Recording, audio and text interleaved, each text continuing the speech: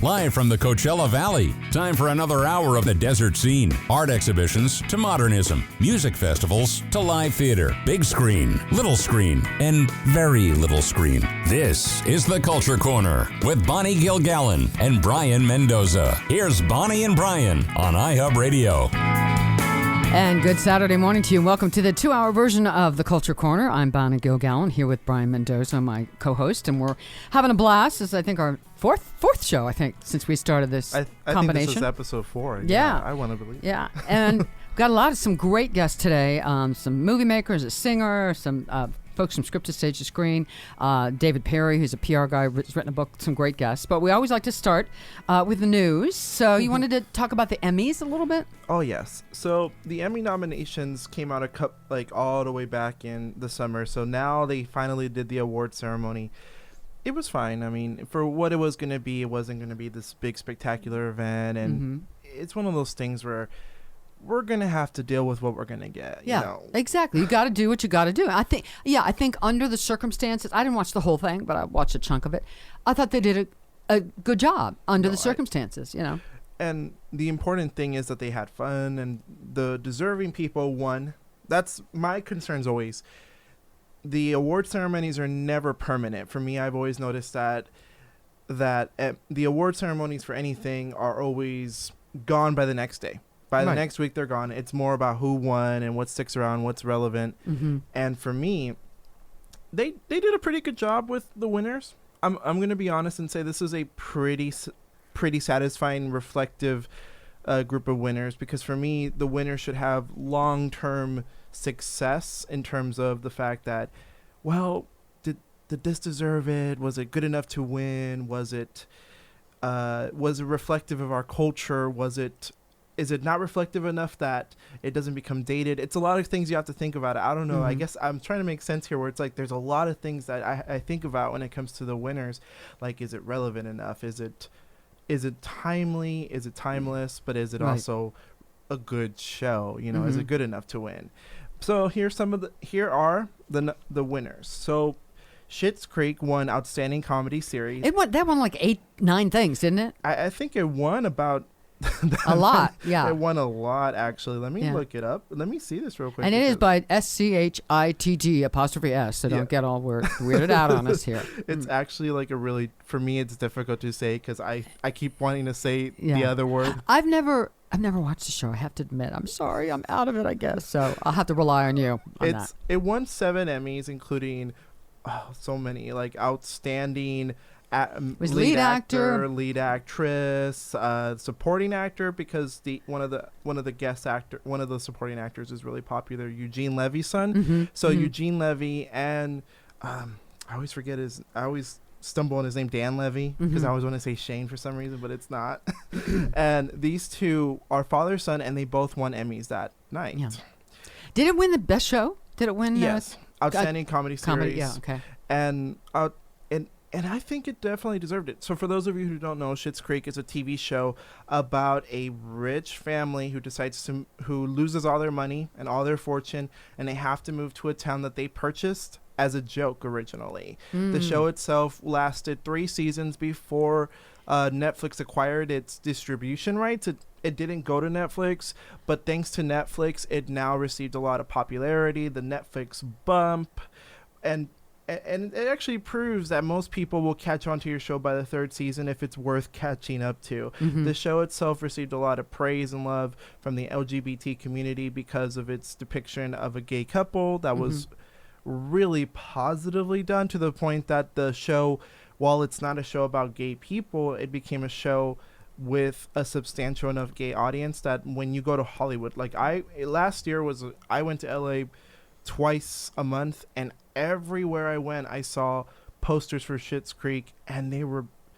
I don't know, there's something kind of inspiring about that. Just seeing like a picture of 2 men on a dinner table, and it says Schitt's Creek for your consideration. Yeah, so validation, and inclusivity, which is what everybody wants. Yeah. No, I definitely was inclusive on that end, and it didn't have to be a show specifically about gay men.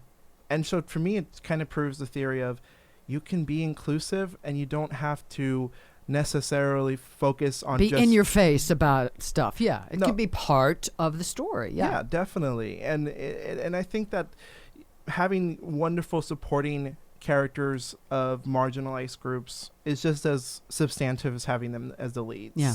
Who else? Did anybody else win anything? What other shows won something? So Succession won. I've won Outstanding Drama Series. It didn't. From my understanding, I have never seen this show, but from my understanding of the show, it's about like an oil baron's family. So it's a bit like, not oil baron, but it's like a media and hospitality empire. I keep thinking it's like a Dallas. I was going to say, is it Dallas? Is it Dallas? Yeah. And it's basically about about this family that fights for control of the company, and the father in it. Apparently, the father in it, played by Brian Cox, I believe. Mm-hmm. He's actually in a. I think his health is actually part of the drama of the series, where they're actually concerned about him dying, or that who is he going to pass the legacy to. The show itself has kind of slowly, after Game of Thrones ended, became like the HBO series for people to watch. I have never seen it. It's not because I don't want to see it. It's just, there's so much you have to see. Like, everyone tells you got to see this week. Like, this week, everyone wanted me to see Ratched, but I've never saw the Nurse Ratched TV show. Uh-huh. I heard about it. I didn't see it. I haven't seen it. And then suddenly it's going to disappear, and then you have to watch something else. And it's like, give me a second. There's not enough hours in the day. Yeah. We might be locked inside, but I don't think we're exactly watching TV all the time. So what won Best Drama? That would be it, Succession. Okay. Outstanding Limited Series, the winner is Watchmen, the series that's based on the comic book. It's a sequel to the comic book, which is about superheroes and vigilantes. That one, I've seen it. It's actually really good. I do recommend that show. It's one of those shows where it has its issues, where some people have called it propaganda, even though I don't think it's necessarily positive on that end, but we'll see. And as for Outstanding Variety Talk Show, Last Week Tonight with John Oliver, I think that is very well deserving, because every time he does an episode, it's always so... I'm going to just say it, like, it's refreshing, it's informative, it's relevant. And I think the fact is that his show, even at home without the laugh track, still holds up, whereas the other nominees like Jimmy Kimmel Live, The Late Show with Stephen Colbert, Full Frontal with Samantha Bee, and The Trevor Noah Show, I would even say Trevor Noah would have deserved I love Trevor Noah. I like him a lot. Yeah. These other shows, like, with the exception of Trevor Noah and John Oliver's show, they don't really work without the audience. I feel like without the audience, Jimmy Kimmel and Stephen Colbert and Samantha Bee, they kind of fall apart a little bit. They need that audience energy back and forth, yeah. No, I definitely... And I understand that, because for me, I can imagine being someone that's so used to an audience, and then they go away. It's like, oh. It's a whole different dynamic, yeah. Yeah, absolutely. And RuPaul's Drag Race won Outstanding Competition Show. So it's a competitive program. There's an Outstanding Reality Show, like a non-competitive category, but that's in the Creative Emmys. This is the Primetime Emmys, so we won't cover that one. But RuPaul's Drag Race won, which makes sense. The other nominations were The Masked Singer, Nailed It, Top Chef, The Voice. I actually like Nailed It a lot. Have you ever seen that show? I have not. So Nailed It is a TV show where it's about these group of people that have to they're amateur cooks, like your mom or anybody like that, like people that aren't professional cooks. Right. And so they have to recreate professional desserts. So if the cake was made for a wedding, they have to recreate it. And the results, the joke is who can recreate it the least bad. And whoever recreates it the least bad will win the contest. It's a good show. All right. And that show actually became the first show with a Black woman to win Outstanding Reality TV Show Host for the Emmys. Good. As for lead actors, we've talked about Schitt's Creek winning Outstanding Lead, Outstanding Lead Actress, Lead Actor, Lead Actress for Eugene Levy and Catherine O'Hara. I think they were two really great actors that actually deserved their time in the sun. I think Catherine O'Hara has worked too hard not to get awards. She's been around for a while, yeah. Ever since Home Alone for me and all that. Outstanding Lead Actor in a Drama Series, Jeremy Strong on Succession. Outstanding Lead Actress, Zendaya on Euphoria. And wasn't she like the youngest? She's like 22 or 23 or something. She's real young, isn't she? She really is. She was born in. She's actually younger than me. She's 24. Right, 24. Okay. And I'm not surprised at all, because if you've ever seen Euphoria, have you seen it? I have not. Euphoria, the show, is basically about this girl who, after being freed from a rehabilitation clinic, she basically becomes sort of like, I don't know how to put it, but like she becomes more damaged over the course of the show. She is somebody who goes through not only the trials and tribulations of being a high schooler, but also somebody who's a recovering drug addict. So the show itself got a lot of love for Zendaya. Zendaya's getting. I think this is an interesting arc for her, because the fact is, she was already gaining respect in the industry over the years, and now with Euphoria, it's definitely a good arc for me. Like, I'm thinking that if she started in a good movie in a couple of years, she might win an Oscar. I think she's on track. It's a good meaty role for her. To getting meatier roles over the years, and I think that her performance in that show is really good. Now, supporting actors: Dan Levy for Schitt's Creek for comedy, outstanding actress Annie Murphy for Schitt's Creek too. So that is a lot of wins for this show that neither one of us have really watched all the way through. Now, I've seen a good amount of episodes. They're really good. I just never finished it, but I've noticed that the reception for that show got better and better as time went on. Yeah. And it's not like a show like, and I've noticed that it kind of goes into that Emmy final season sweep, because Schitt's Creek is already ended. And so I noticed that when shows end, and if they pick up enough traction, they will win most of their Emmys by the end of the run. Like Sex and the City didn't win any Emmys until the last year. Game of Thrones, well, that already had won a bunch of Emmys, and then they gave it a bunch of Emmys at the end too, which some people have debated whether or not that should have happened, but we'll see. I have to rely on you, Brian. This is why we make such a great team for all of this. Because here's what I watch on television. I watch Chris Hayes, Rachel Maddow, the HGTV, the Home and Dateline. That's what I watch. That's it. I don't really watch this other stuff. I don't know. I've got other things because I don't know. I like a Dateline is my. It sounds like it's my escape. I know watching murder shouldn't be an escape, but I love Dateline because of the journalism aspect. I used to do news, because the drama of it, and because the psychological profiles of the people. I find it fascinating. But that's it. I don't watch anything else. I mean, to be honest though, like even those shows would win awards too. Like I think Dateline's won a lot of like news program shows. Oh, over the years, yes. I'm sure, yeah. And I mean, I get it, like because you want to stay informed, but it's also real. I think that's how you found out about Carol Baskin, isn't it? Yeah, because I never watched a second of the time. But Dateline did a story on Carol Baskin and the dog, where's her husband, and all that stuff. That's how I find out the details. Yeah. So, all right, we're going to take a break, and we're going to come back with two wonderful filmmakers. I did this film called The Planters. Very interesting. Hannah, let's see, Leder. I don't know if it's Leder or Leader, and Alexandra Kotcheff, I believe. We'll be back with them in just a minute on the Culture Corner.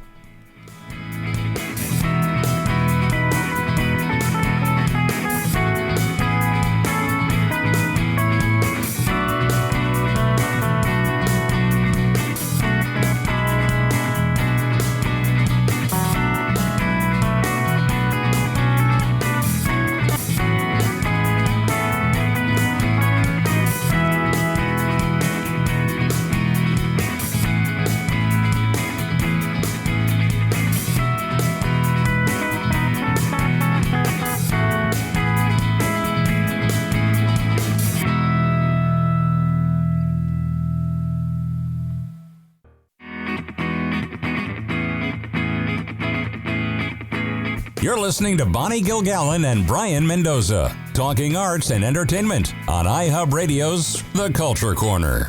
Here are Bonnie and Brayan. And we're back on The Culture Corner. Now we have two filmmakers on the line. Hannah, I hope, is it Leder? I apologize if I'm messing up the name. Is Hannah there? It's Hannah Leder, yeah. Hannah Leder and Alexandra Kotcheff, who have put together this movie called The Planters. I saw the little preview. Brian has seen the whole movie. But this is a really interesting project. You had no crew, and you shot it in 127 days. So tell us a little bit about how this project came together. Oh, well, thank you so much. Yes, it was quite an experience. We did shoot it correct, as you just said, without a crew. We Did we lose somebody? Yeah, technical issue on this end. Okay, do we have Alexandra on the other line? I'm here. Hannah's here. Okay. So I'm sorry. Oh, is Alexandra here? She got kicked off. Yeah, she got kicked off. Let me put this on lock. Give me a second. Okay. Okay. Well, let's talk to you for a second. So tell us a little bit. You guys met in third grade, and I understand I was reading your bio. We're kind of maybe labeled troublemakers a little bit. So you've stayed in touch this whole time since third grade. So this has been. And so when did you start deciding to put together a movie with the two of you? Yeah, well, we've been making little films since we were little, like 12 years old, taking out the camcorder. But when we, I'd say, I don't know, maybe 7, 8 years ago, we started writing together and wrote our first screenplay, which was a Sundance Institute finalist for the Screenwriters Lab there. So we decided to go off and make another feature first that could be a prototype for that bigger feature film, which became The Planters. And tell us a little bit about this story, just the basic synopsis. So The Planters is about an awkward, reclusive telemarketer who is grieving the loss of her elderly adoptive parents and finds unlikely friendship in a very unusual woman with multiple personalities. And the story is really about lonely people finding each other and finding connection and intimacy, obviously with a good dose of comedy. Okay, and now, did you? I'm assuming you started talking about this and thinking about it long before the pandemic. But what a timely issue about connection and finding each other in this kind of time. I mean, when did you first have the seed of the idea? The seed of the idea was in summer of 2015, and then that fall we went off and did sort of what became a concept shoot, just to see if we could actually shoot a film without an on-set crew, which we discovered we could. And then we did a crowdfunding campaign on Kickstarter and started shooting the actual film in May of 2016. And it is really weird looking back now with the COVID landscape, how much we could have filmed this now and how isolated we were and how we definitely got a dose of what it was like that everyone is experiencing now. So now, where did you shoot it? Was it in the desert here in the Palm Springs area or in LA, or where did you actually shoot it? Yeah, so the majority of our shoot... Sorry. You go. I was gonna say, I finally got the phones working on my end, so I do apologize for any inconvenience. But go ahead and go ahead and ask. I was asking where they shot it. Yes. Yeah. Go ahead. Well, we shot it in Los Angeles. We shot a majority of it in Palm Springs, and we shot actually in New Mexico and other parts of the high desert, the wonderful desert that we love so much. What were some of the challenges of not having a crew? All the challenges you could imagine. It was, hair and makeup, trying to maintain looking the same over the course of 2 years of shooting was really interesting. Obviously, you don't have a boom operator or someone to run the camera, so everything just takes a lot longer. Having to set up sound equipment in unusual ways. If we couldn't use mic stands, we'd rig shotgun mics to Apple boxes with gaffer's tape. It was a very unusual process. However, I'd say, with challenges came a lot of gifts as well, because with that level of isolation, we had so much control over what we were doing. And it was a real true creative experience of freedom there. And what about, so did you direct each other? Basically, how did that work? Oh yeah, we were doing. That's all we were doing. We would direct each other. So if we were both on screen, no one would be behind the camera. If one of us was doing a close-up or a single shot, then the other was behind the camera. And but we were constantly directing. It was a very natural workflow, though. Never felt intrusive. So would you recommend, do you know, are you some of the first people that have ever actually done this with no crew, or would you recommend this process to other people who want to do a movie?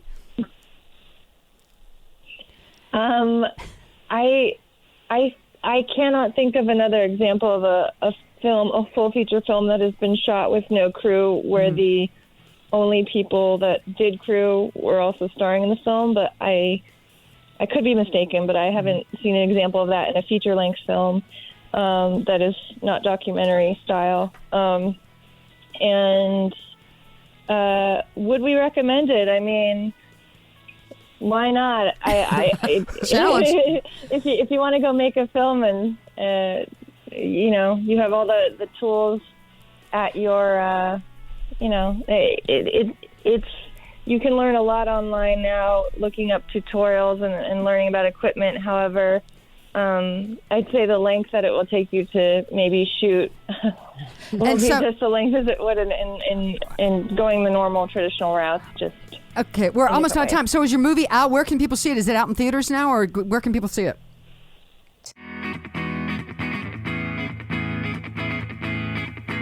The curtain rises on local and regional arts and entertainment. From music to theater, films to fine art, it's the Culture Corner. Get connected. Call 760-544-TALK. That's 760-544-8255. Here's Bonnie and Brayan on iHub Radio. And we're back on the Culture Corner. I'm Bonnie Gigallon here with Brayan Mendoza. And now we have on the phone two buddies of mine, known these two for years, very talented actors. I know Rupert directs and writes. I'm not sure about Dori, but Dori does a lot of things. She does communications. She's a big muckety-muck with Democratic women in the desert, which I love. Hey, Dori and Rupert, how are you? Hi. We're good. So, script to stage to screen. So tell people, some people, I mean, I've had a lot of folks on over the years on my show from script to stage to screen. But just in case somebody's listening who is not familiar with the group, tell everybody what's the mission of script to stage to screen. Well, it is a stage reading group, and the mission is to produce new works in staged readings from playwrights, and often the works are about social issues. Okay. For example, there was one about, Well, we've had ones that involve abortion, for instance. We've had ones... Other women's reproductive rights, like they used to sterilize women in America. Mm-hmm. We've had a number that have to do with discrimination also. Right, so. Right. Or family issues. And family issues. And one was about euthanasia recently. Yeah. Yeah, so some heavy-duty stuff. Issues. Yeah. And now... Some of it is. Now we have comedies, too. Now, Rupert, I know you act and direct and write. And Dori, have you done some directing and writing too? I was thinking yes, but I wasn't sure. I wanted to check with you on that. No, acting. Okay. And then Rupert and I have been doing the marketing for the group for almost 2 years now. So Gina Becalis, the artistic director, twisted my arm a couple of years ago and talked me into being in a comedy. And then I actually got nominated for a DTL award and actually won it. I couldn't believe it. And I'm such a newbie, that I was shocked. Yeah, but a little bit of acting. Mainly I'm behind the scenes. Okay. All right. So obviously theaters, everything has changed now because of the pandemic. Live theaters are not doing what they were doing before. So theaters have had to try to find other ways to be creative and maintain their momentum and have actors work and have people be in. So tell us what Script to Stage to Screen did about that and what your solution was.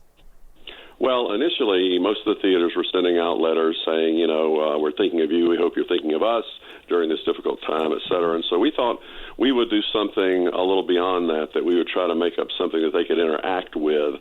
And so that kind of gave birth to what we call our video confections. And we've just done 2 thus far, and they've been very well received. They've both been comedies because we felt during these times it was important to put a smile on people's faces if we could. And it's been a lot of fun doing them. So. So I apologize. I wasn't able to see the other one, but I did see Sheltered Squares, which was very cute. Dan Graff and Felicia Mason. So tell us. And now, did you direct both of these, Rupert? Well, the first one, Dori and Don Shalufo, who started that, did that together. Okay. The second one, I kind of did it from A to Z in the second one. I wrote the script, and I directed and produced, and Dori assisted me on all of it. So we had a lot of fun, and it ended up being, decent, we thought. And Don sort of directed the first one, Don Shalufo. He's a talented actor and director. And, for example, I was the voice response system. I was the voice of the voice response system in that comedy. And he directed me. Like, I had to put a smile in my voice on every line. Yeah, it was basically about getting caught in voice messaging hell. Okay. As local playwright Jason Hull wrote that. Yeah. Jason lives in Palm Springs. He's very talented guy. Yeah, Script has Changed the Screen has done a number of his plays, I believe, haven't they? That's correct. Yeah. Yes. So tell me about the unique challenges of putting something like this together, video-wise, rather than being live on stage. There are challenges, and the first challenges was technological challenges. We tried and were successful in working through Zoom, which has become the hot video conferencing program nowadays. And we had to, of course, deal with the fact that you just can't assemble a bunch of actors anymore. You have to either find a couple, for instance, that's living together, right? Or you have to produce a show that somehow has two people in remote locations. So the first one we used one person, which was Don Shalufo, and the second person was a voice, and that was Dori. Yeah, and can I pop in here? Sure. Using Zoom isn't that hard on the surface, but if you want to do different things with it. So we really had to figure out how you could hear my voice but not see a photo of me, because we didn't want anybody to see my photo. And Zoom typically puts a photo of the person up there, even if you're not on by video. So we had to figure that out. There are little things, and what else we Well, I was just saying, some other people have now been doing this, and they will sometimes do live performances. But we opted not to do that. So what we do is record the Zoom recording. We do a performance and record it on Zoom. Then I'll pull it into a movie editing program, and I'll add certain effects and graphics and credits and things like that, and it makes we think, a better package. So now, Rupert, were you skilled at doing all that before, or was this a learning curve for you technologically? Well, as far as the movie, editing and using movie software, yes, I have experience in that. And I had a lot of fun relearning it because, some of it is kind of complicated. And as you know, as you age, the neurons just aren't as quick in jumping out to help you. Yeah. So, but it was a lot of fun. I enjoyed relearning that, and I enjoyed putting in effects. Like if you saw Sheltered Squares, that a prominent player in it is a dog. Dog, yes. Yeah. And the barking dog was a funny running gag, and that was an effect. I inserted the dog. Okay. And some music. Yeah, and of course questions. we put, the music is very important. So you open, kind of with downer music, pandemic music, I called it, and then you end with very upbeat music, and you see them, that they still love each other after being apart for the year, and they go out that way. So it was a lot of challenges, like you say, both technologically and from an acting standpoint for everyone involved. Now, were Dan and Felicia, were they physically in different locations totally? Oh, yes. Yes. Yeah. Yes, they were. Yeah. Her home and his home. Yep. And I want to say the actors were all very willing to do this, to pitch in and take their time, volunteer their time and effort to do it, because we would have several rehearsals on Zoom. I think Don and I did 9 or 10 rehearsals before we recorded it. Yeah. And now, are there other video confections in the works? Well, yes. We kind of make them up as we go along, and I'm looking at a number of possibilities next. I don't want to reveal what it is at this time, but to be honest with you, the challenge is, how do you create a level of interest where somebody will want to watch a video from script to stage to screen? If it was Rupert Smith making a speech about acting, who's going to tune into that? But on the other hand, if you did some kind of arresting comedy, they might tune into that, and there are points in between. So. Now, do you have, I've heard other people say, with this kind of thing, there's kind of a common theory that people have a limited attention span. So did you have a time frame you were shooting for? We want to do 15 minutes, 20 minutes. Do you have a time frame? Well, you are ever astute with your questions, Bunny. I try. Well, this is. I'll give you a funny, and not to digress, but back in the day when the internet was just starting to bloom, I was kind of involved in that, and I used to give speeches on how on the internet people are less patient than they are in the real world. Period. Yeah. Okay. So, like, if you designed a website, you need to remember, if you don't catch them right away, they're gone. Right. And the same is true today, of course, with anything, whether you're doing a play or whatever. And so, yes, we have to be very attentive to that. And we made a rule we would not go beyond 10 minutes because we felt that was the maximum stretch. Mm-hmm. Now, I wanted to ask, so when I see, let's say, all these Zoom reunions and Zoom calls for, like, recently they actually did one for Father of the Bride 3-ish for Netflix, and they used the homes of the actors as sort of their set decorations. Yeah. Now, in your productions, do you let the, let's say, actors' homes kind of influence and be part of the set? Like, if you notice that there was something in someone's home, does it become in some ways part of the story, or is it? Well, that's also a very good question because you have to think about the set and put that word in quotes. That's what you're talking about. Yeah. So, like, if you looked at Sheltered Squares, you might notice that in the husband's background, things are kind of more scattered around and messy. Mm-hmm. And in the wife, they're more together and, clean and organized. And you think about what people are seeing behind the actors. Mm-hmm. As far as using that set, if you saw the other vignette that we did, the actor started way across the room by the front door, and he ended up in front of us in the camera. So you used his living room, but you try to work with what you got. And we always checked what was behind them to make sure, Rupert said that, but in case there was not like a tree coming out of their head. Right.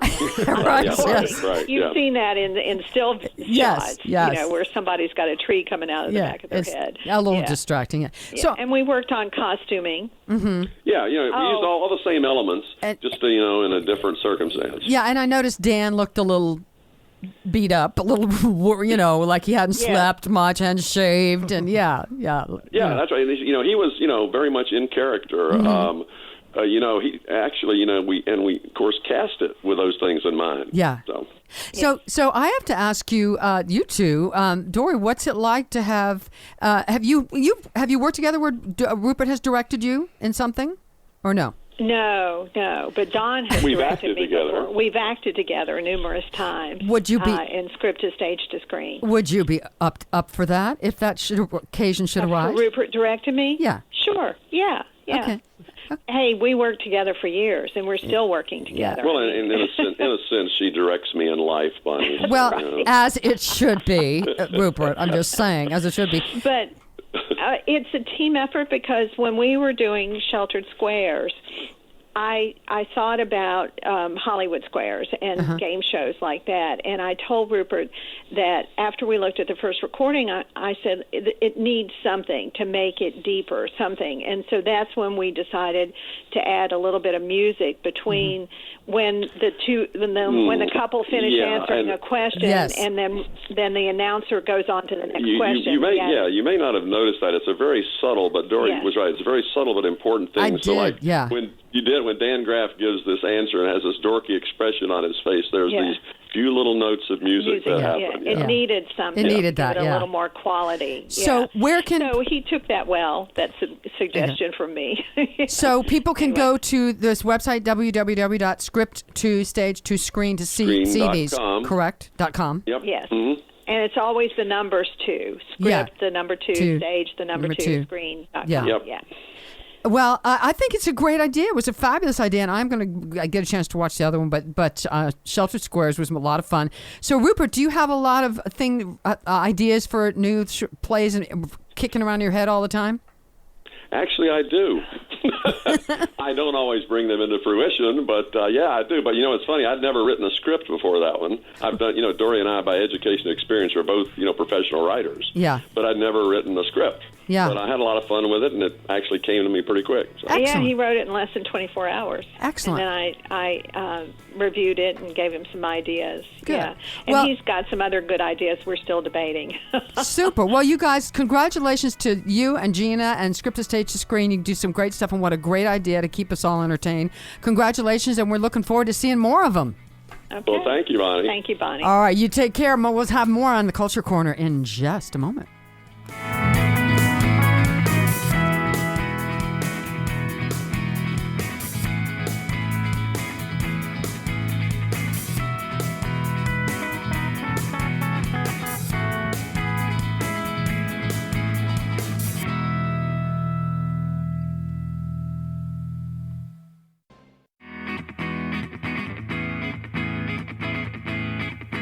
You're listening to Bonnie Gilgallen and Brayan Mendoza, talking arts and entertainment on iHub Radio's The Culture Corner. Live from the desert cities of Southern California, here's Brayan and Bonnie. And we're back on the Culture Corner. I'm Bonnie Gilgallen here with Brayan Mendoza. And we got some more entertainment news. What do you want to hit on this time? Okay, let's go ahead and, since we were talking about it on during the break, why don't we talk about, well, the cast changes on The Simpsons and Family Guy. For those of you who don't know, The Simpsons, this is kind of an event that accumulated after a couple years, but we'll give context in a bit.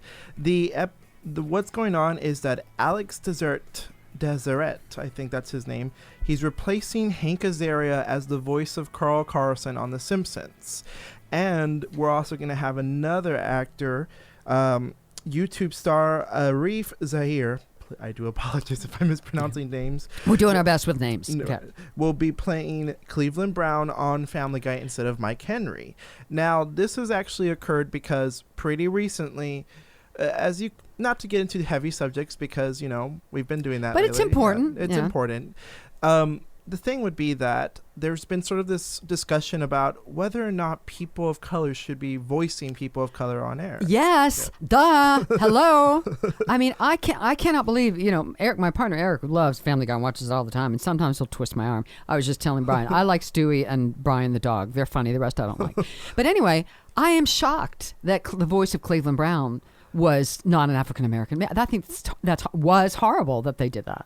Well, the thing would be for this specific casting decision, they decided to kind of make it kind of started with Jenny Slate no longer playing the black girl on Big Mouth. Now, Big Mouth is about a group of children, and Jenny Slate's character is a half black, half white character, and so in real life, Jenny Slate's just white. And so a lot of people started to kind of jump on this idea of like, maybe we need to reevaluate our casting decisions. And it actually happened.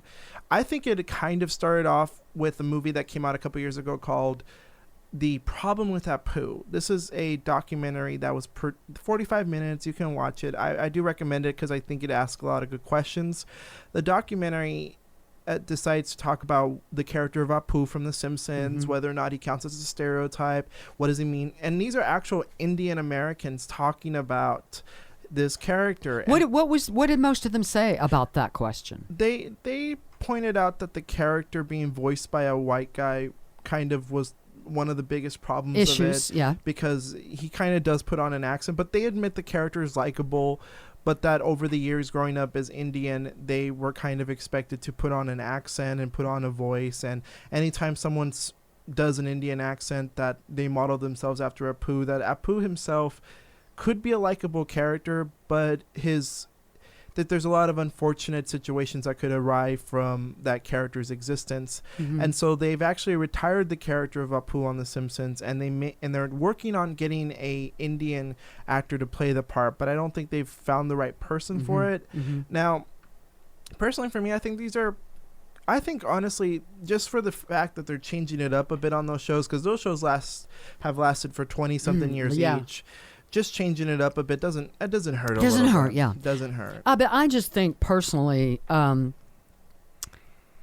been so much struggle over the years, and yes, it's better, but it's still not the way it should be. There's been so much struggle over the years for first starting out women, but then minorities of any kind to be represented in the entertainment world, whether it's on screen, television, movies, but even just voices. And I just think if you're going to have an African-American character in a cartoon, it should be voiced by an African-American actor. Give that African-American actor that work. I think to not do that, I think is awful, personally. I definitely agree that it's about opportunity. More than anything, it's about opportunity because if I'm going to be fair, Mike Henry's voice on Cleveland Brown, his character it sounds fine. Like, it's a good performance. I mean, he was fun. I never knew. I liked Cleveland Brayan. He was one of the characters that I liked. But I'm stunned that was not an African American actor doing it. And Frank Azaria, everyone understands that guy can voice so many characters. He's very talented. He's voiced 20 something characters on The Simpsons. Yeah. For me, I think the idea is to kind of tell. I think it's important to tell, like, future producers and future casting directors, hey, consider giving a person of color this role, because if anything, if we don't give this role to a person of color, and it is a person of color, no matter if it's stereotype, at least you can say you gave an opportunity. Right, exactly. I mean, it's bad enough that minority characters aren't written into whether it's cartoons, movies, television. It's bad enough that's the problem. But then once you get a minority character written in, then you're not going to cast it with a minority actor. I think is just, I just think there's no excuse for it, personally. And on the Cleveland show, because the Cleveland show is a spinoff of Family Guy. Mm-hmm. Now that show's been canceled for years, and I remember that one of the things that people talked about was, it's both a good thing and a bad thing. It's a good thing that there is an animated program with black characters. May not be the most well-written show, but at least it's there. But then I had someone say, yeah, but they're all voiced by white characters. Yeah. So is it much of a victory at that point? And not really. Yeah, no. I think the answer is not really, yeah. And I think the important thing is that I think it will give incentive for future producers to cast someone like Issa Rae, for example, or actors like Kenan Thompson to voice these characters instead. And also the fact that these are two actors I've never heard of, and they're actually new, and one of them's from YouTube. It actually gave them opportunities that they otherwise wouldn't have gotten. Exactly. And one of the things too is that whenever you hear a African American character played by an African American actor, like in the show The Boondocks, it's an animated show that's about a black family moving to the suburbs, and they call it The Boondocks. Mm-hmm. The characters, because they're played by actual black actors, they don't have to put on, like, I like to call performative blackness, where they have to kind of play black. And then because that then oftentimes becomes a stereotype or caricature. Yeah. And definitely, like, if I notice something with the voice of Carl Carson is that the actor has to put on a especially baritone voice compared to what he is for Mr. Burns or for Lenny or the other characters. Mm-hmm. And on Family Guy, Mike Henry, he plays other characters as well on there. But I feel in the case of Mike Henry that he definitely puts on a very specific voice for Cleveland Brayan. He also plays Hubert, which is the perverted character, Consuela, which I'm surprised that they're not casting Consuela because that's a Latina woman. But I mean, I get it, like, when you cross-dress and you make jokes, but still, we'll see.